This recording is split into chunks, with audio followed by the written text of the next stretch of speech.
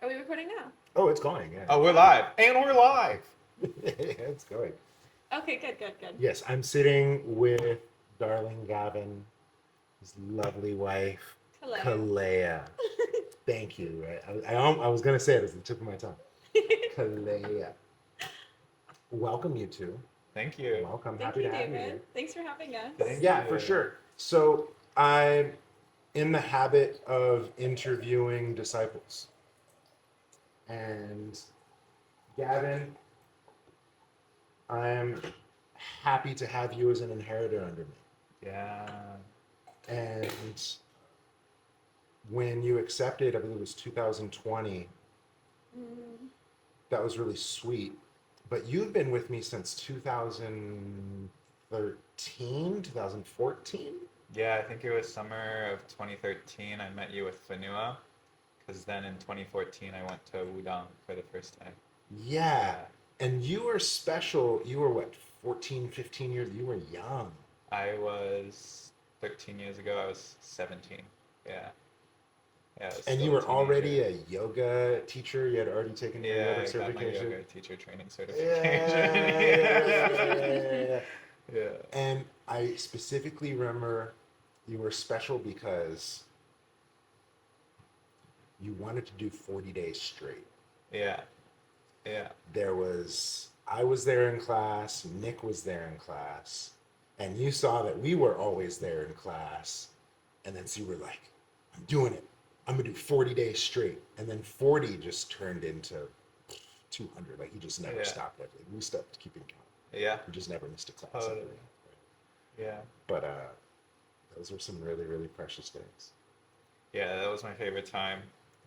Yeah, the days when we would train on the lake every day for like 3 hours a day, that was a really incredible period. I don't think most people who are interested in like the martial way or practicing qigong or learning tai chi have that level of luxury. Especially here in the States. Yeah. That's something you have to travel abroad for and be enrolled in a program for. Whereas here, just be able to go to the lake and do it every day. I think you're right. I think that is special. We haven't had it since. Yeah, it's a really unique opportunity. Mm. Yeah. And a really unique time too, right? Because you had just come back from Wudang and you were building a temple, and I had actually just gotten kicked out of the yoga studio. Yeah, yeah. They thought I they thought I stole an iPod. Yeah, I was cleaning the yoga studios, and I put an iPod in my pocket one time while cleaning, and then I totally forgot about it. I was like 17. I was just like, oh, okay. And then they were like, hey, do you have this? And I was like, oh yeah. And then I brought it back the next day, and then yeah, they let me go. Oh. Yeah, that's okay. It's not that big of a deal. Mm.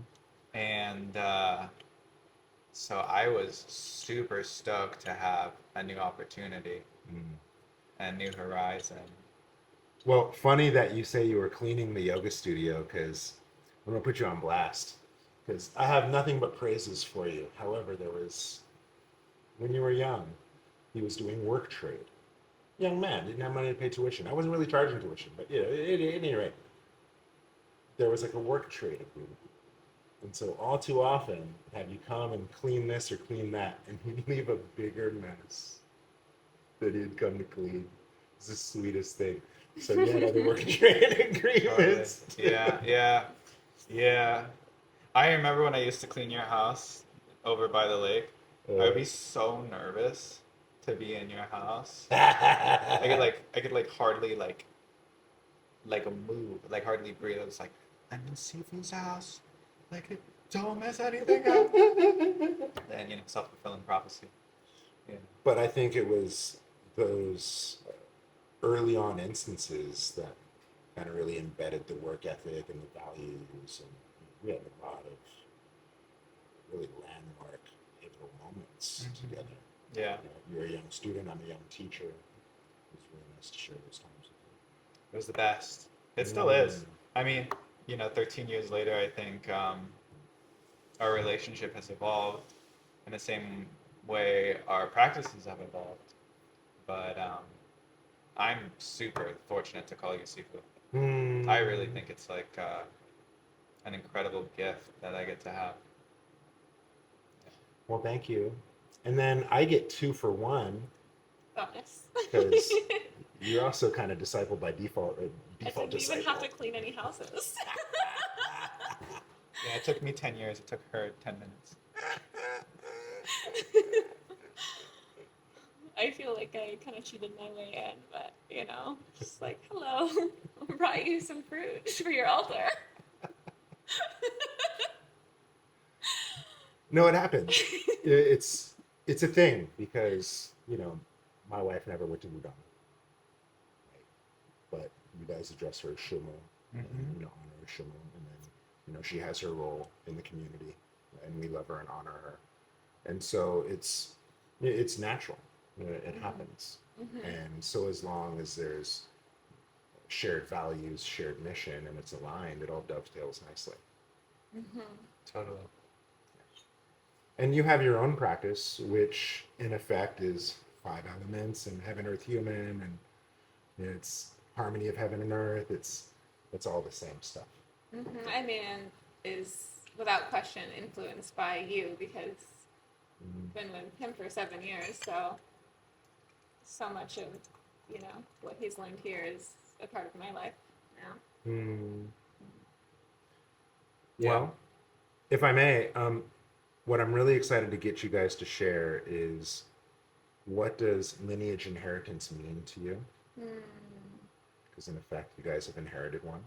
Mm-hmm. And what it is that you feel you've received, what you want to do with it for yourselves, and where you want to take it for the next generation.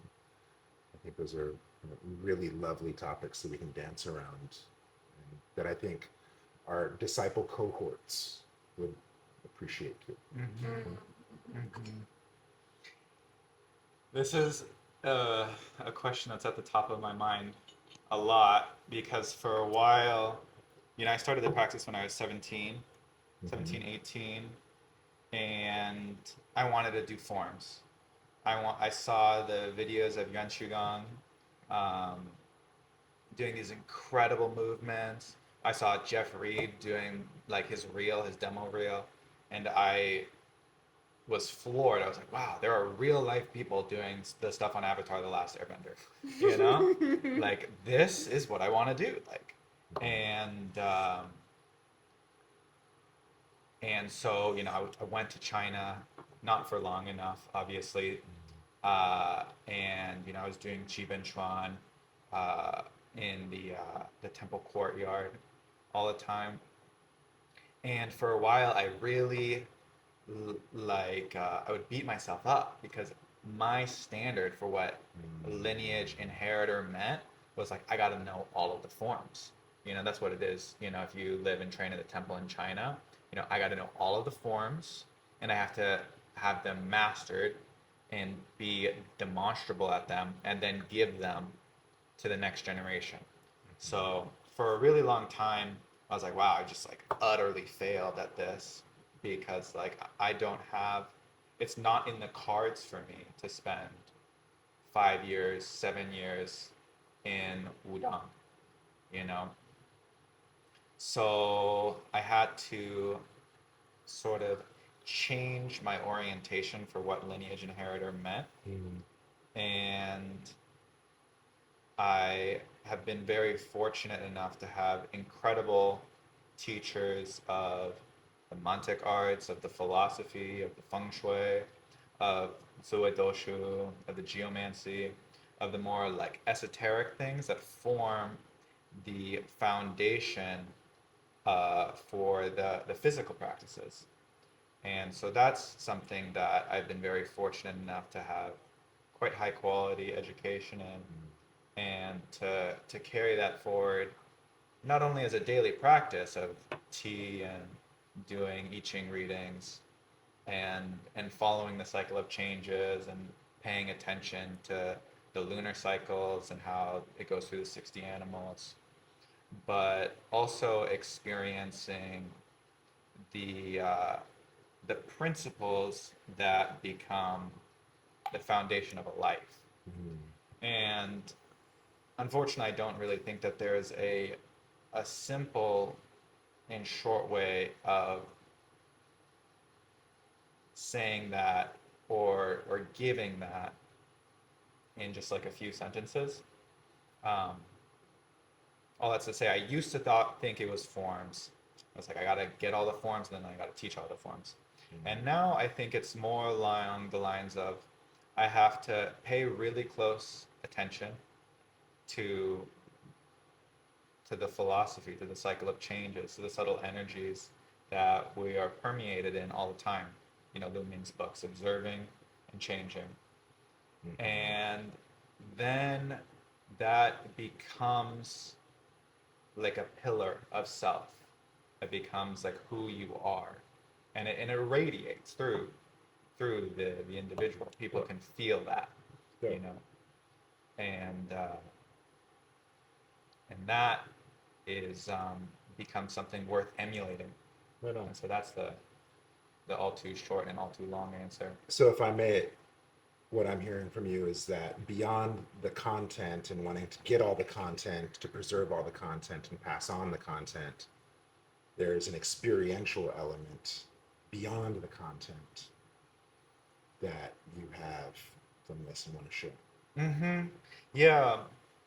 Yeah, and then for me there's two kinds of sharing. The first kind of sharing is the explicit, like I am going into a classroom or I'm opening up a school and then I'm going to teach this material Mm-hmm. to students who have signed up to learn, you know, either Chinese astrology or feng shui or something like that.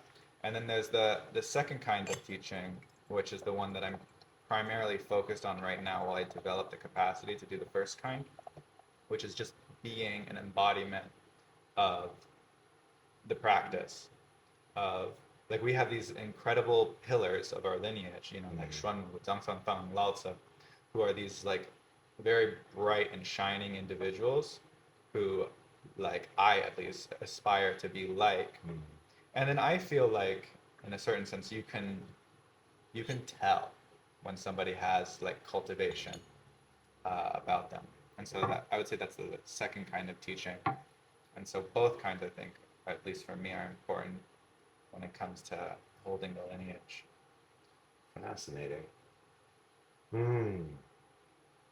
Can I ask you, Kaylee, what lineage means to you? Yeah. Um, I think my experience within the lineage is so different. So I didn't have to Mm-hmm. sweat my way through it. Literally. And so I think for me, the most notable and impactful part is that, like, I showed up and, Gavin and I entered into this union in our relationship, and all of these doors that he's had to work to open and like be a part of and like train in were just there for me. And even to the point of like you giving me a disciple name. And so for me, the meaning of lineage is like hospitality and family. Which is like, it's not, I don't have the same path. And so like to me, like lineage means if any of your disciples call us, they have a room in our house. Lineage means like there's a bed and like food available when anyone shows up, because it's like a gift of community and a gift of, I think, there's like manners that you teach, it's on your new sweater. And I think a lot of people have, especially since that whole thing that happened in 2020, a lot of people have forgotten what it means to like be connected to other people. And we don't, there's an assumed distance rather than an assumed closeness between ourselves and strangers.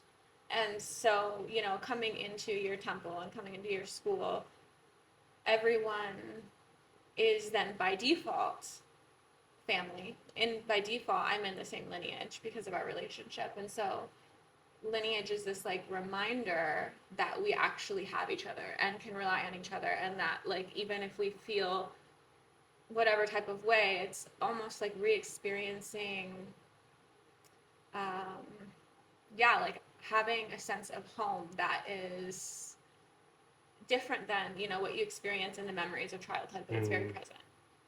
That's really sweet. Thank you for that. I prefer her answer. That's really warm.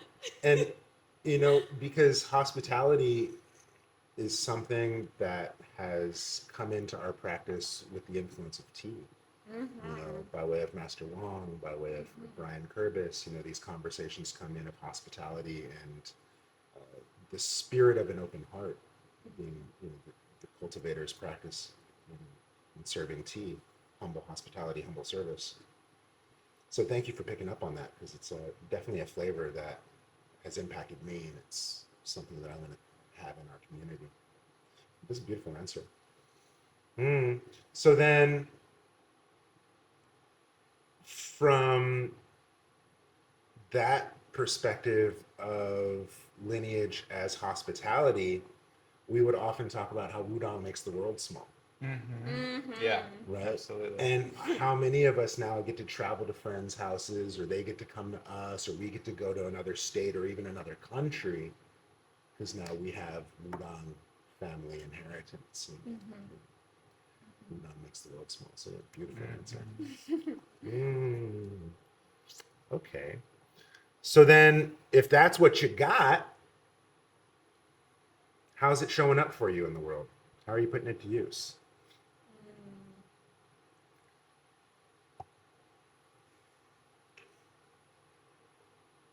You know, my first thought for the answer, and I suppose that says a lot about where I'm at, is Zhuangzi's parable of the useless tree. The tree that nobody can cut down, and the tree that's like too gnarled and old to be useful for anything, but it's just still there. So that's my first answer. But a more pragmatic answer, a more Confucian answer perhaps would be, I find it in character cultivation.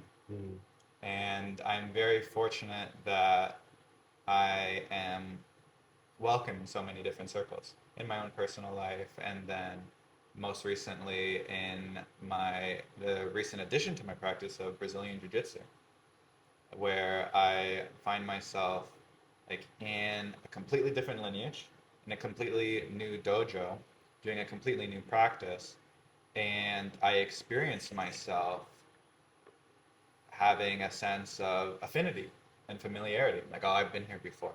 Like, not in like the like esoteric past life sense, but like I know how to act. I know what decorum looks like.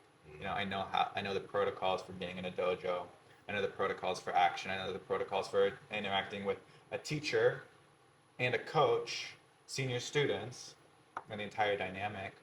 And then also I've gone to other sister schools from my mother jiu-jitsu school, and I have been welcomed and received there too. And so I don't think I would ever experience that sense of Wudang making the world small if it weren't for, like, at least for me, years of like character cultivation. And your character is just already so good that you get to skip the cultivation portion. I had to do it with no teacher. Yeah. Well, I It like was that so bad. because I never wanted to be anyone's definitive guru. You know, I never wanted to be on a pedestal. And so for years, I would say, don't call me Sifu, right? However, I may not be your definitive, but when you find your definitive, you'll know how to act, right?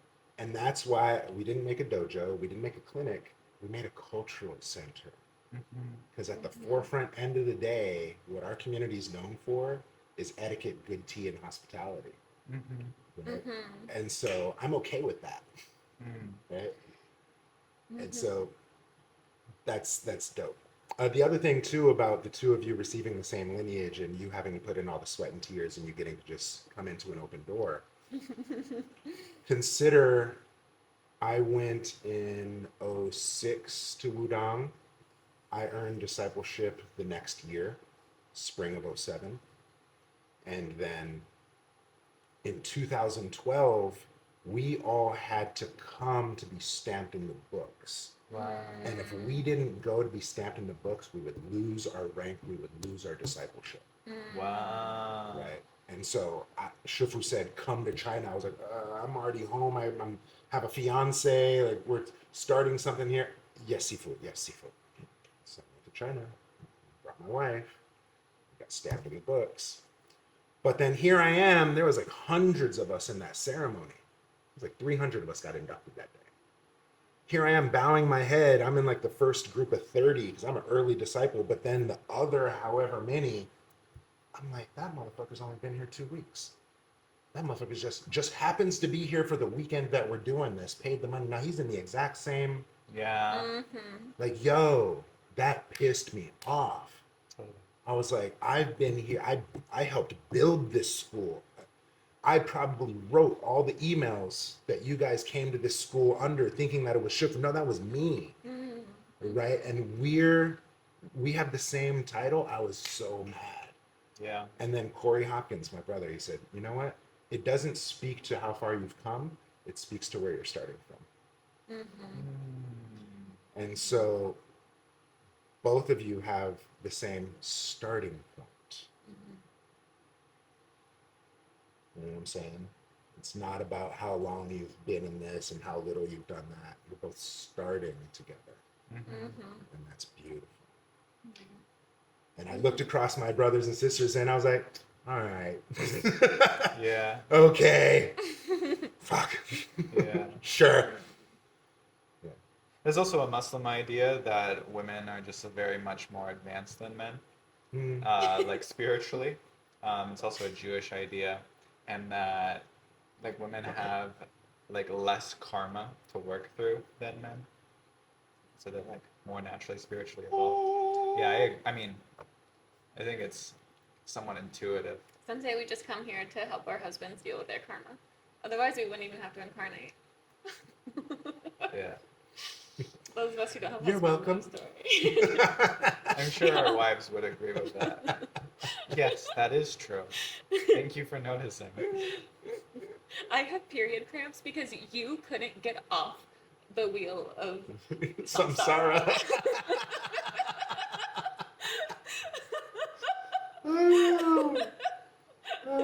If I may, I want to go back to that point. So. No, that's fine. I'm too serious for the podcast. You have more monkey in your chart than I do.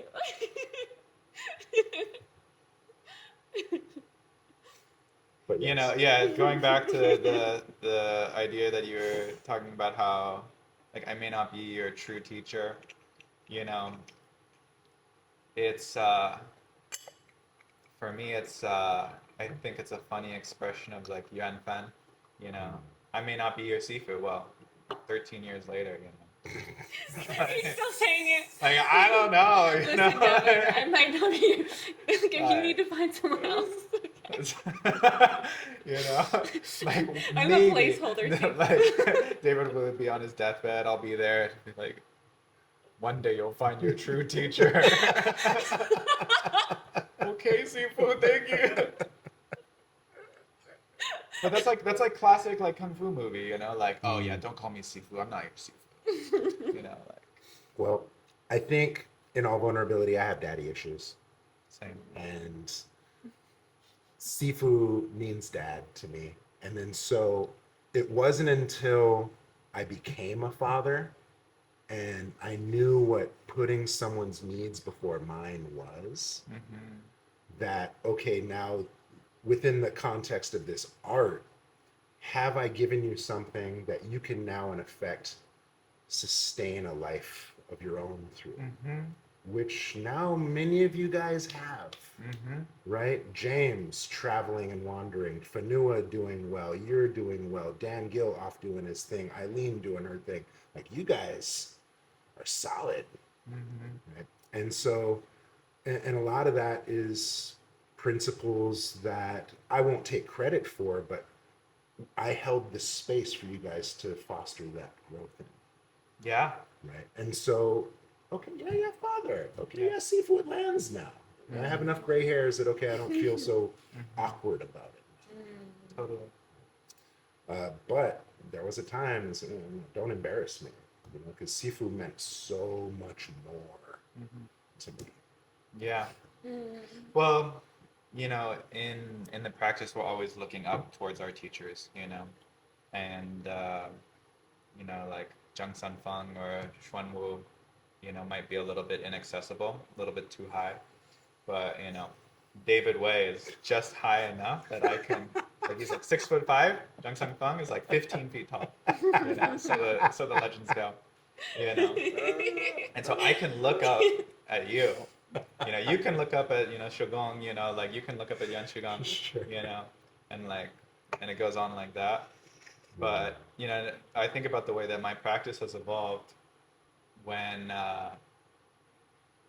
since I've been following you around, basically, literally. You started practicing tea with Master Wang, and then I'd go there with you, and I started doing tea practice. Your practice evolved, and then my practice followed suit. You started you started learning from Liu Ming, and there was like a trickle down education, Fair enough, yeah. You started doing jujitsu, Now you're doing and jujitsu. you're like, you should do jujitsu, and I'm like, say less. I'll I'm do gonna it. compete. You're You gonna know? compete. Yeah. So, I mean, that's what for me, what lineage holder means.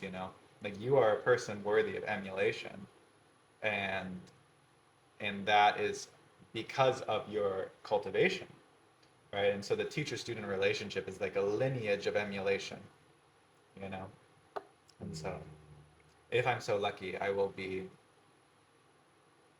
capable of being emulated in the literal sense of fatherhood, should we be so lucky to have kids, and also the, metaphorical sense of being a sifun.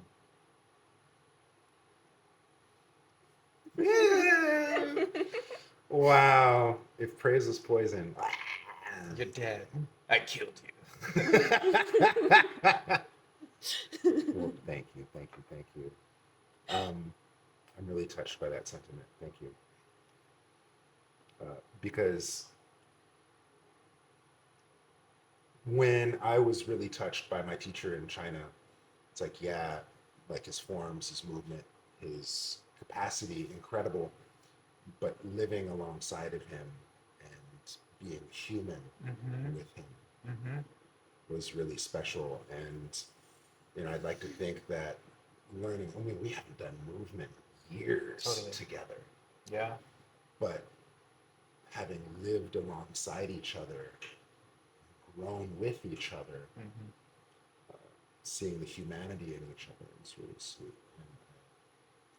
And, you're worth emulating too.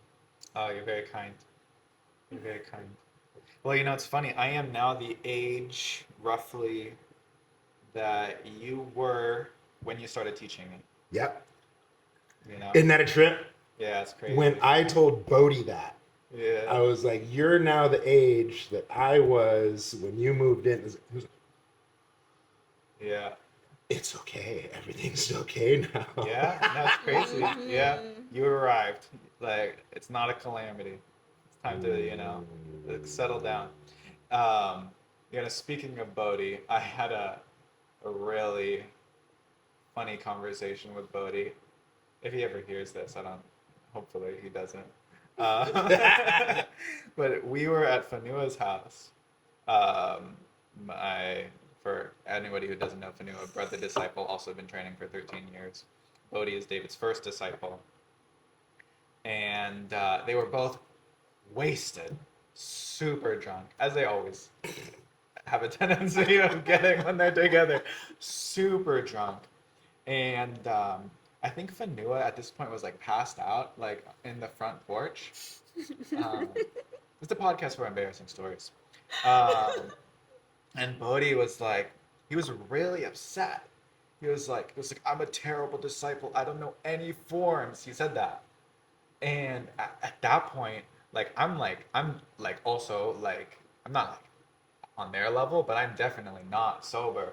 Like, I have this light bulb moment. I'm like, it's not about the forms. And so we're drunk on Vanua's porch. And I'm like, bro, it's not about the forms, it's about the character. Uh-huh, And he's like, no, you don't understand. And I'm like, no, I do. Yeah, so. mm. Yeah, Bodhi and I had this really, really sweet heart to heart this last time I went to Hawaii. He took me out to dinner, and I got to apologize to him. I was like, I met you. You wanted to learn fighting. I showed you forms.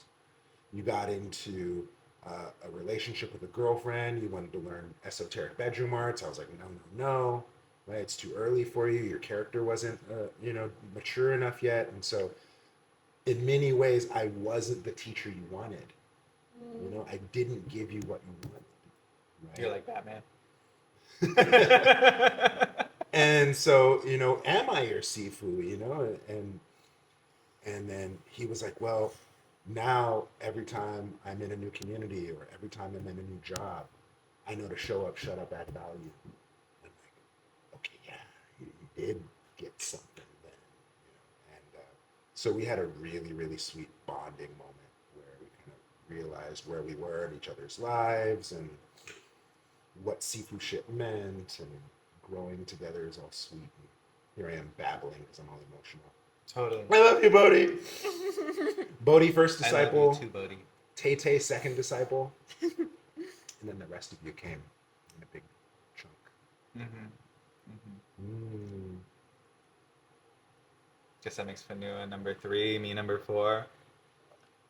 Yeah, and then Daniel should be in there, but he turned it down first round and came around second cohort.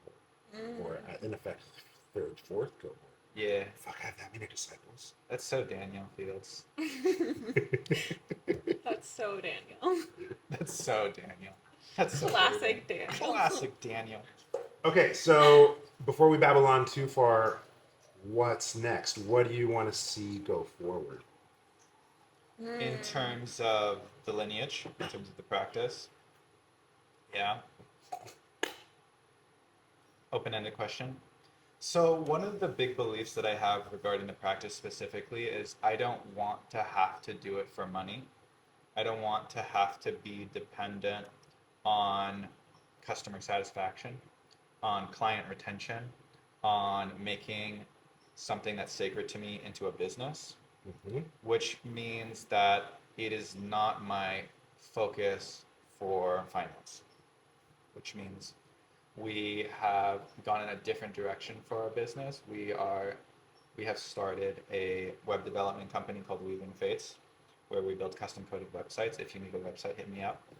And and for me, for the time being, I'm not trying to make teaching my livelihood, which is also fine personally for me, because not only do I want to be able to offer teachings for free, but I also want to come from a slightly more refined place. And I don't exactly have an answer for that. I know I want to talk about philosophy.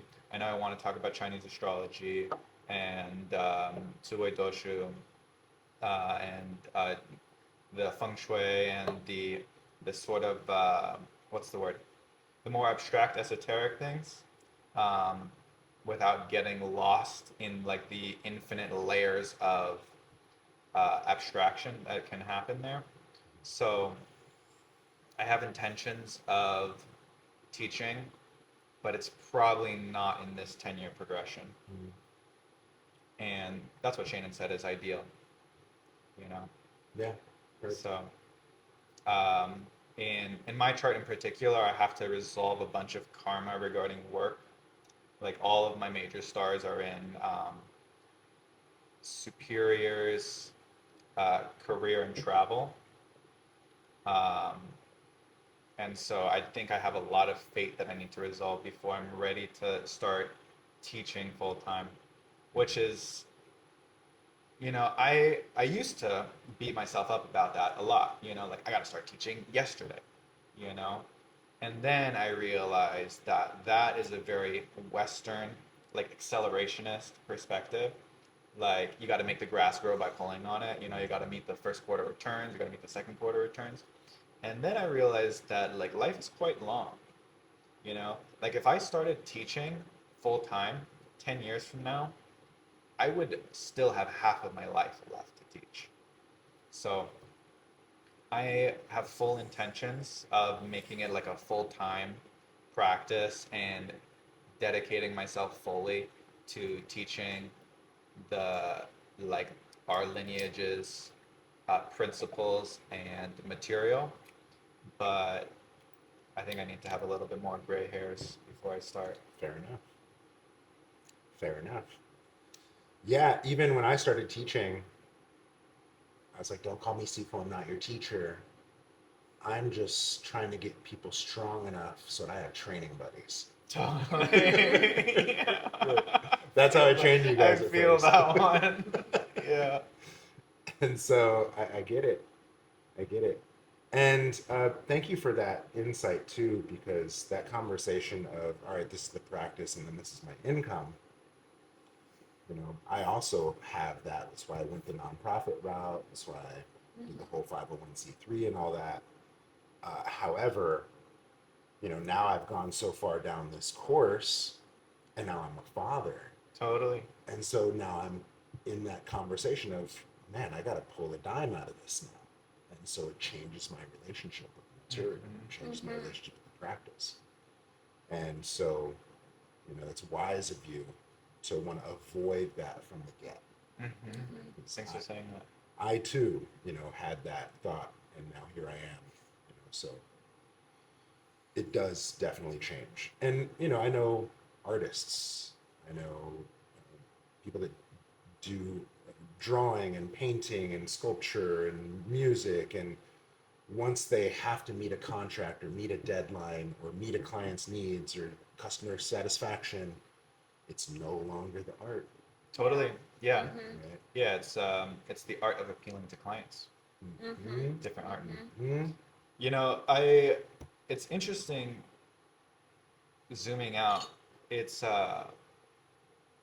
it's a relatively recent cultural phenomena where we do the whole like follow your passion, like go into business with regards to what you're passionate about. You know, like even like our parents, our grandparents, they made their living doing boring businesses, car wash, laundromat, you know, things like that. You know, like boring businesses, but that are guaranteed to provide a stable foundation for what you're passionate about. And perhaps, you know, maybe it's just because like I've you know, my dad was an immigrant, so that's like the philosophy that I'm coming from. Um, but Well, at least in this work, say Chinese medicine, for example, you're kind of banking on people being sick. yeah, For my job, my line of work as a spiritual community leader, I'm kind of banking on people being confused. and Right? And my success is relative to how good I make you feel. You know, I have no qualms about what it is I do. You know, I'm very self-aware in that regard. And so, you know, I hear you on, oh, I just changed tires. That's a very objective, clear cut, boom, exchange, done. It's clean. But this work, it's interpersonal. There's an emotional relationship that has to be cultivated. And there's vulnerability. And then the degree of my success relates to how vulnerable we can be to each other. And then how do you put a dollar value on that? totally, Yeah. totally. Yeah, and then like so many more questions, you know, like what are the criteria for success? You know, like what are your goals? Like what are the students' goals? You know, like do they have capacity? Do they have interest and no capacity? You know, and it's just it's an infinite web of complex and abstract and difficult questions. And maybe it's my temperament. For me, like I don't have the capacity to like walk and chew bubble gum, with regards to these questions, you know? Mm. Like, Mm. like this is not the absolute answer, but it's a functional answer. And so like I'm gonna make a business out of that functional answer. I don't think I have that capacity. Mm. Mhm. How about you, Kaylee? Mhm. What's for the future? Yeah. Man, that's a big question. Right now, that's actually that separation has been very present for me because I've gone in and out of doing work with people around their spiritual healing and doing it and then being okay and pulling back and then kind of learning more and seeing like what that looks like for me and what how I offer that container. And I think that this exact thing, the relationships that you have with people is probably the hardest part about it because it is trust that allows you to enter into that space, but it is also so vulnerable, and putting the dollar value on that and then creating the boundaries of like when it ends and begins is tricky business, especially when you become close to people, you know. Um, and so for me, this year, my main, if we're thinking directly with Wudong West, my main study has been on the calendar. I've been studying calendars so much because I've just realized that basically no one keeps time anymore. Mostly in the world, right? The Chinese lineage keeps time. A lot of people keep time in their own ways, a lot of like indigenous cultures, of course. But for me, like when I'm thinking about my future and my work and what I like to, like my passion of how I meet people, a lot of it is based on intuition because I don't have that direct lineage transmission in the same way that Gavin does or your other disciples do. And the first step, I think, in intuition is actually like, well, where are you in time right now in the seasons? So this year, my immediate future has been studying the chi nodes Dope.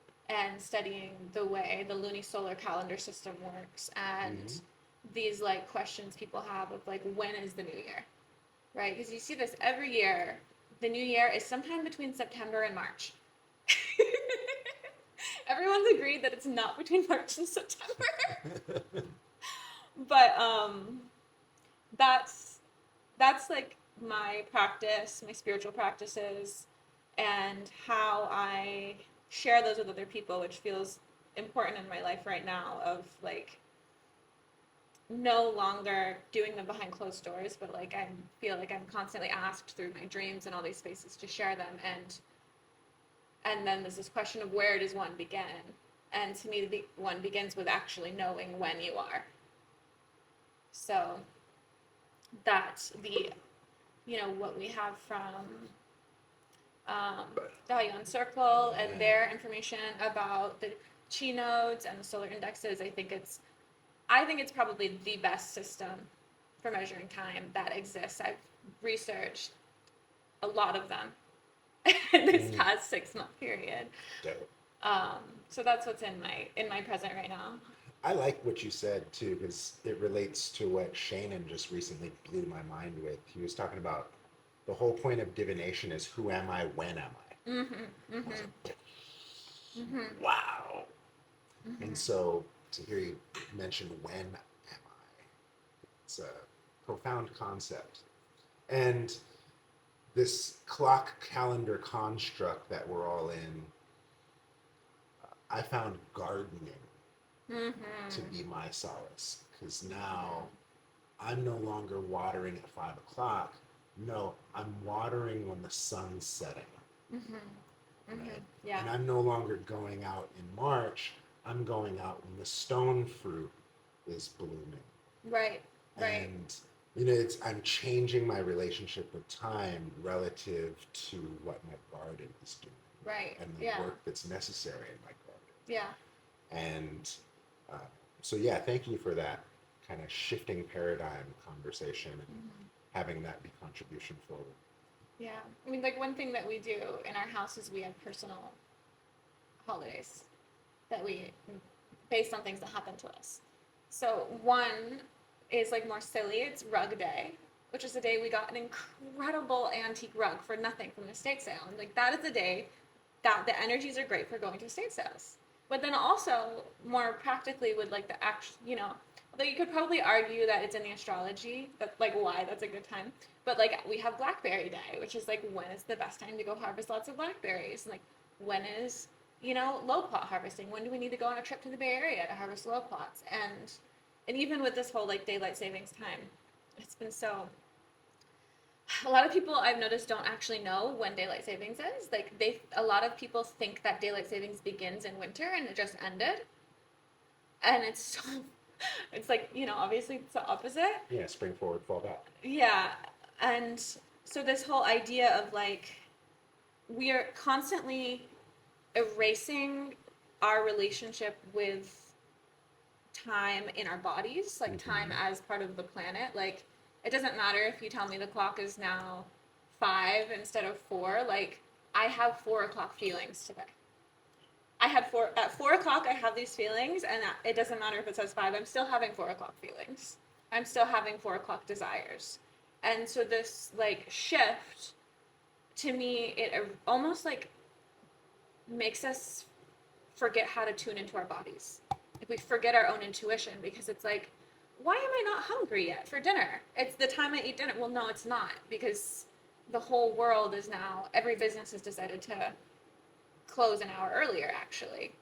So The most heart attacks happen on days of time shifts.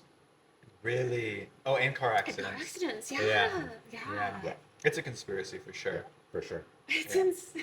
it is so nonsensical. I mean, even if it's not an intentional conspiracy, it is constructed by people who are so disconnected with their bodies Totally. and the earth and their bodies as part of the earth that they're just deciding things willy-nilly.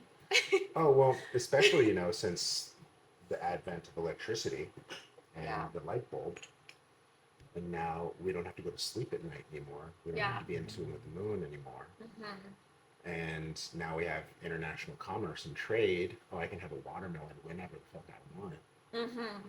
right? And so, you know, what you're talking about is really important because you're talking about human level medicine. Mm-hmm. The recognition of my personal cycles, feng shui, Mm-hmm. and how they relate to greater cycles, natural cycles, cosmology, astrology.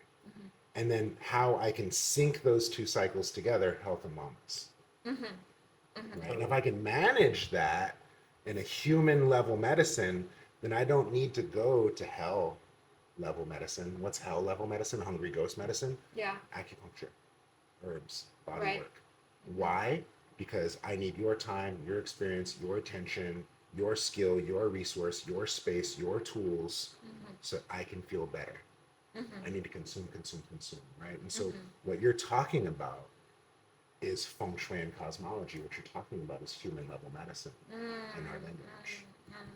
I love that language. Mm. Yeah. So we have the hell realm medicine, acupuncture, herbs, and the like, because I need you. Yeah. Then we have human level medicine, which is feng shui, my personal cycles, astrology, the greater cycles, and yang shen, how those cycles align. Right? And then heaven medicine is education, culture, and Tao. Totally. And so that's our hierarchy of medicine. At any rate. Yeah. I love hearing that. I love what you were saying earlier about how you're no longer relating to time as like 5 p.m. I'm going to water the plants, but like the sun is going down and the day is cooler. So I'm going to water the plants. Because one thing I think that the entire globe has sort of systematically forgotten is that time, like 12 p.m. to like 12 a.m., is less than 200 years old. Yeah. since like the trains. I mean, we synchronized did time not since the trains. synchronized time. We did not have like systematic global time before steam trains, and so it's interesting. Big Ben. Yeah, it's Mhm. interesting that like everybody feels like they're like chugging along, like they're constantly like pushing forward. They're like constantly on the clock. Well, they are. They're living under a steam train, basically. They're living Yeah. like as though they were like steam train operators, or like they're like steam train conductors. You know, like you got to get on the train, you got to get off the train. You know, again. Again and You know? again. It's an infinite. You know, it's a Yeah. industrial revolution invention. You know, for factory workers, of course. You Yeah. know, so you can systematize and like maximize the efficiency of labor. So, I think a great revolution is the revolution of the individual rejecting systemized time. Yeah. Like, I don't live by that clock. And of course, the only way that we can successfully do that is by effective entrepreneurship. You know, like Yeah. if you're working for like a big corporation, you know, like a big company, like you will not have that luxury. You know, right? Because it's no longer the 9 to 5 even. Now it's the 8 to 5, you know. Same, but different. Maybe stop singing happy birthday to each other too. Yeah, because you're like, worshiping systemized time. Totally. And notice worldwide it's the same melody. Yeah. Yeah, and one of my teachers says you shouldn't wear clothes with seams because they put you in time. And I just like she only dresses in fabric, wrapped and tied. And never a seam unless she's like in the snow. Has to wear a jacket.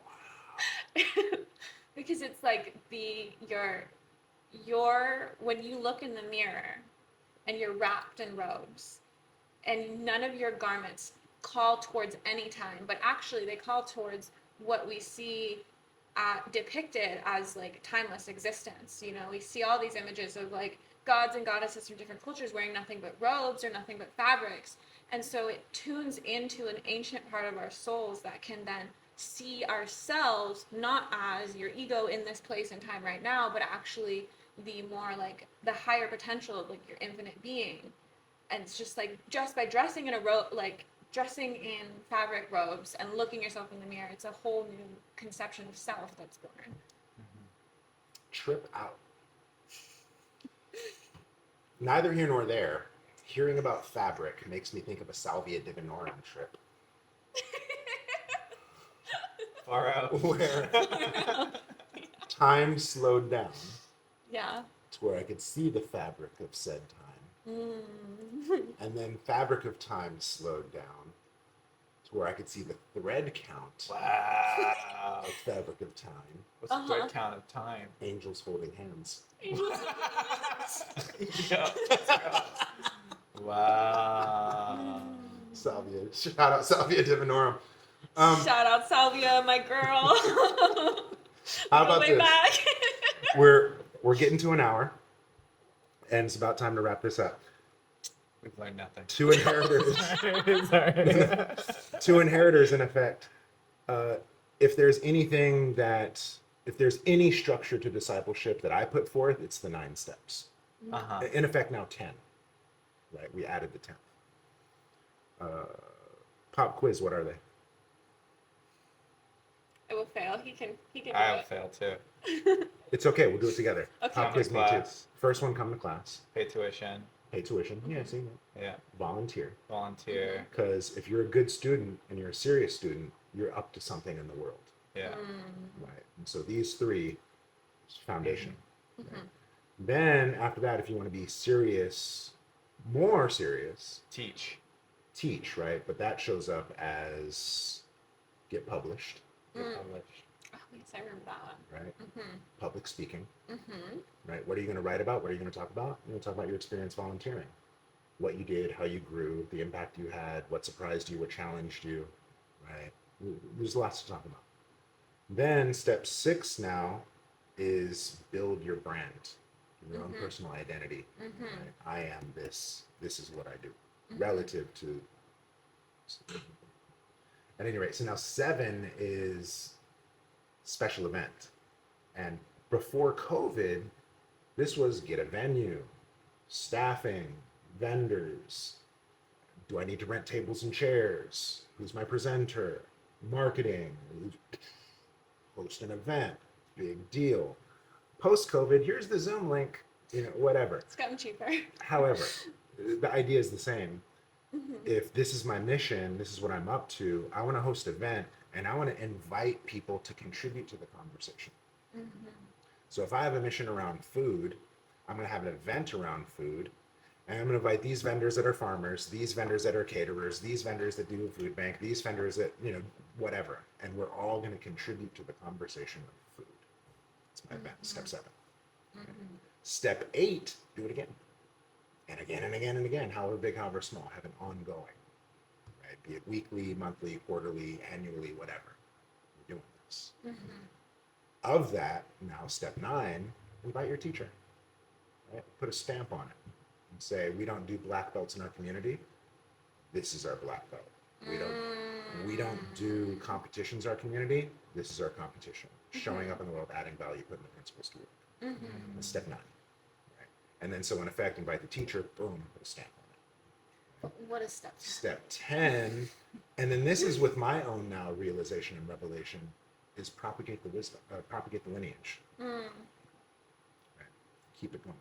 Mm. And so what are you doing to say pay homage to where it came from? Mhm. Because now many of you are teaching, but then there's no propagation of the lineage. What does that look like? That would look like having an about us page that speaks to the lineage, inheritance, the values and mission lineage. Right? That would speak to, just at some part, right? Because, for example, I'll give you a great example of it is Ismet Himmet. Shout out Ismet and what you're doing with Wudang Pai. His inheritors, that they come from the Ismet lineage, Mhm. right? Mhm. But my sister Lindsay Way, shout out Lindsay Way. Her inheritors, you may not know that they come from Lindsay. My inheritors, you may not know that they come from me. Mhm. Right? And so in terms of lineage propagation, it's not clear the line of inheritance. And so now that I'm 14 years in Wudang West, and technically Grandmaster, because my students have students of their own now, Mhm.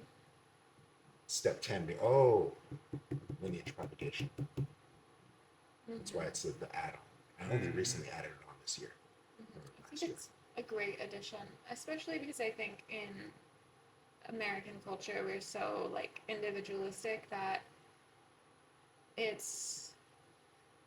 we're conscious, not conscious of that being important, even when in a school where it's taught without specific direction. It's our default goes to I am self-made, right? But there's actually so much value. It is more unique to still have contact with a lineage than to be self-made at this point, since so much of we're just a country of immigrants, all of us, almost.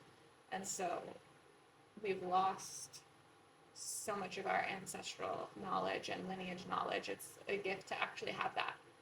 And it's not our default to even remember to honor the people who taught us something. For sure. If I may share a story about a buddy of mine, Anaru, he has all these face tats. He's a Maori inheritor. And so I kind of jokingly, because I know a little bit about those tribal tattoos, I was like, oh, is that your grandpa? And he goes, no, right here. And I was like, oh, shit, oh, sorry. Right? Because you're not supposed to get those random tattoos. That's a whole nother ancestry you're representing, and you're completely oblivious to. Yeah. Right? Totally. Just because you think it's cool, right? And so, jokingly, I talk about, oh, and he's like, no, grandpa's right here. And then it's very common in his culture to know your lineage 16 generations back. Mm-hmm. Wow. Right? Oh, the wisdom keepers, 32, 64, 72 generations back. They know. Mm-hmm. Right? And then fuck, how many people do we know are adopted? Mm-hmm. Don't even know their fucking parents. Totally. Yeah. What chance do you have of knowing yourself? Yeah. Right? And so there is something powerful to have self-awareness through a line. And he told a story of this medicine man who was mediating a conflict between two elders. So this elder comes with a conflict. This elder is the defendant and the whatever, right? And I'm such and such from such and such tribe, and this man said, and then the medicine man's like, "Who are you?" He goes, "I'm such and such from such and such from such and such." He goes, No. He has this cane, all ornamental. He starts tracing it from God. Starts naming. All these motherfuckers know their ancestry. So at some point he starts recognizing the song. He's like, oh shit, oh shit, oh shit, oh shit. That's who you are.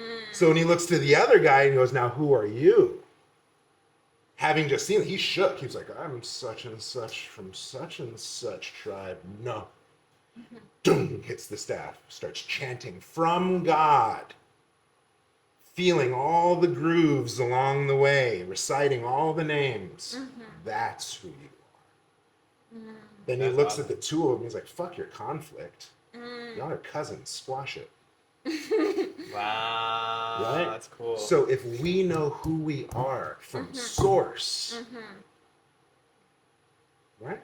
How much power is available there? Yeah. Totally. Yeah. And so lineage is important. Lineage inheritance is important.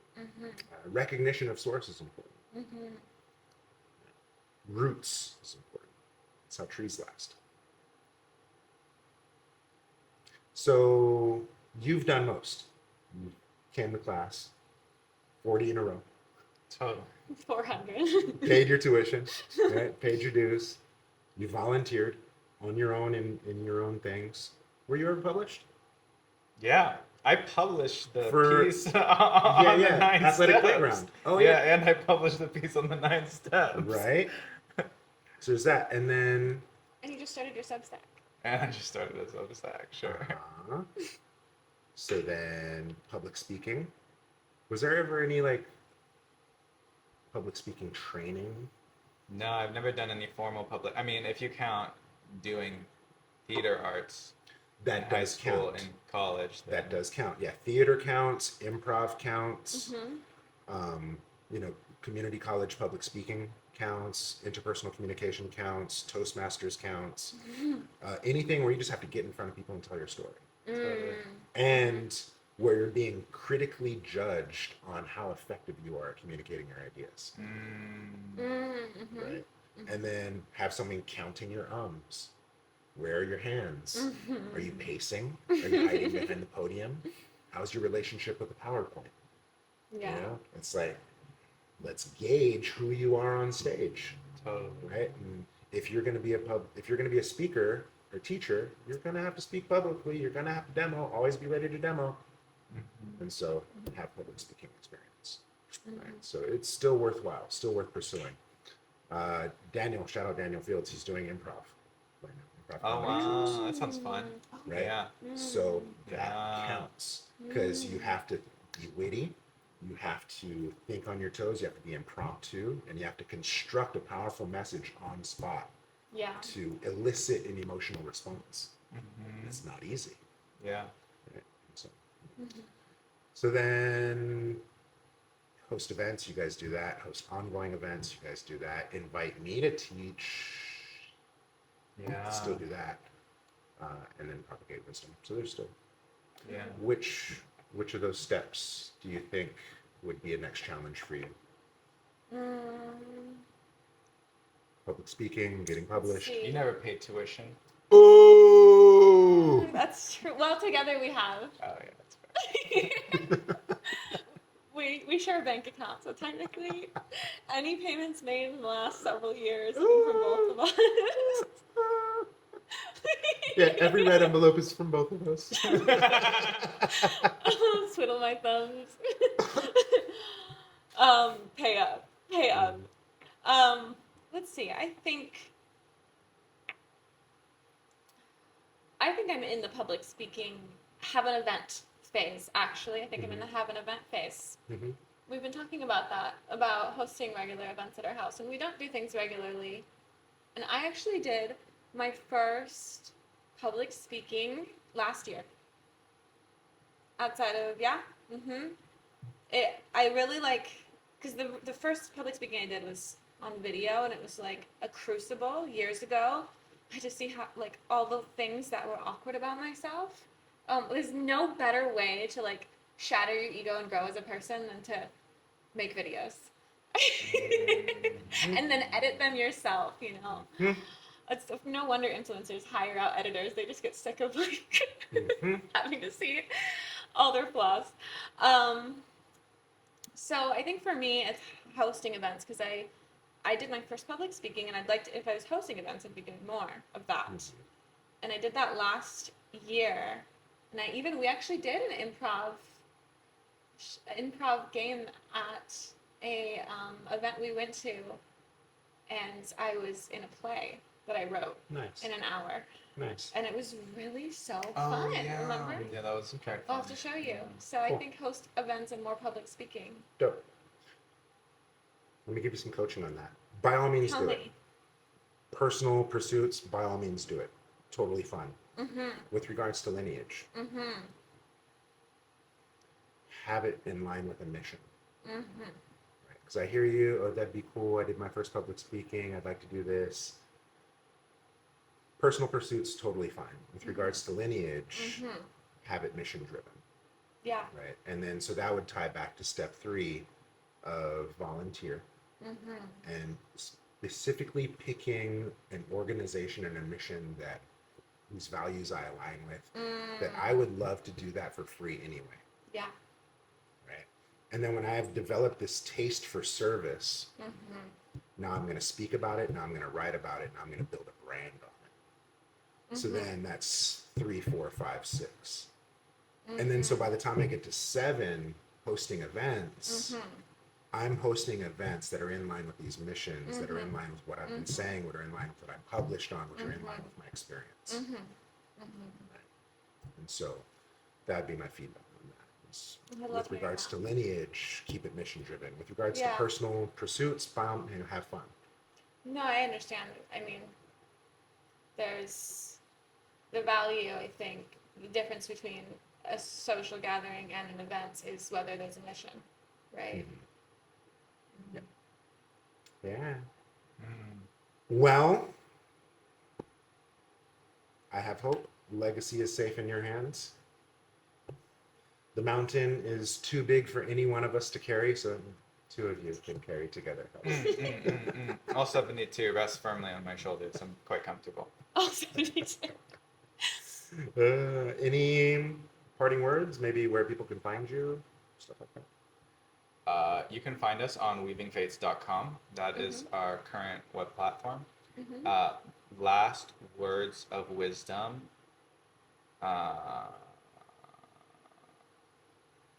Whereof you cannot speak, you should remain silent. Boom. Dog slap. Shut up.